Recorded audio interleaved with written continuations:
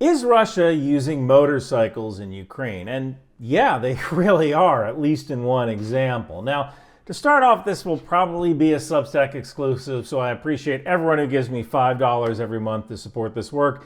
If by some miracle of God this ends up on YouTube, inshallah, then you can see the uncensored version on Substack. A bunch of videos popped up on Telegram of a Russian team of motorcycle soldiers. And this is an interesting idea because motorcycles allow you to reach trenches faster. But I just have to get this out of my system. Back in 1982, when I was in elementary school, there was this movie called Megaforce. And as an 8-year-old kid, this was the most amazing movie I'd ever seen. It starred Barry Bostwick, the guy who played Brad in Rocky Horror, and Edward Murray from Knight Rider. It was basically about this team of international special forces who fight for freedom. The bikes even fly. This movie is wild. But I just had to get that out of the way because that's the first thing I thought of when I heard about this. Now, this appeared on Russian TV news. One of the riders even has a ribbon of St. George, which is a ribbon from World War II, that has turned into sort of a symbol of Russian forces operating in Ukraine. A couple things about this video. It seems like this is taking place in what they call the Luhansk People's Republic, which is what Russia calls the breakaway Ukrainian oblast of Luhansk. And this is shown by this news graphic here. It also appears that some of these guys are wearing orange tape, and this vehicle has orange tape, which may be used as IFF or an identify friend or foe marking.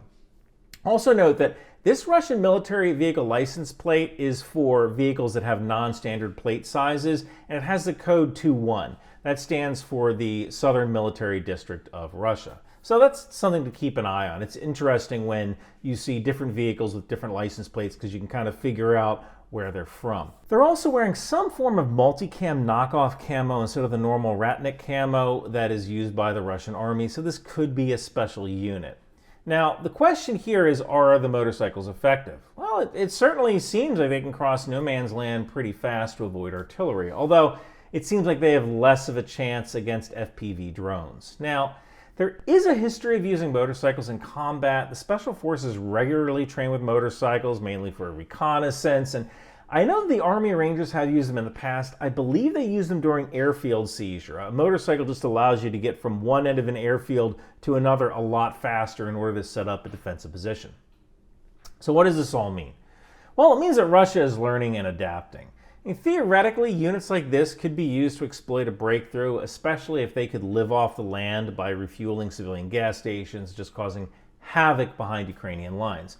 Now, this might not work as well facing autocannons from a BMP or a Bradley, so that might be one countermeasure. Another countermeasure might be heavy machine guns or automatic grenade launchers in trenches. Again, that's a fixed position, though, it could be vulnerable to artillery. Helicopters would also be a good countermeasure, but again, Ukraine has to claw their airspace back first. But innovative tactics like using motorcycle soldiers to demonstrate Russia's adaptability in the ongoing conflict signals a shift toward a more agile and unconventional warfare strategy by Russia. The Russian army of today is a lot different than the army of 2022 when they bumbled into Ukraine without enough gas and food. And if by some miracle of God this made it onto YouTube, head on over to Bunker Brand to get one of my t-shirts, like my Department of the Boat People t-shirt. It all goes to support the channel. Thank you guys for watching. Oh man, I'm so bored! Christ on crutches with a permanent profile. That's because you have the wrong toys! You need a Ryan McBeth in-action figure from the Knife Hand Company. That's right, Ryan McBeth in-action figures go everywhere! Put them on your desk, your Crocs, your keychain! You can even ask Ryan advice. Ryan, why does Daddy ignore me when I'm over his house for the weekend? Because your new mommy is way hotter than your old mommy! Trading cards! You get a free trading card in every box! Now that's Ryan-rific! So come on down to the Knife Hand Company and get your in-action figure today! Alcoholism, cigarettes, and non-service connected hearing loss sold separately.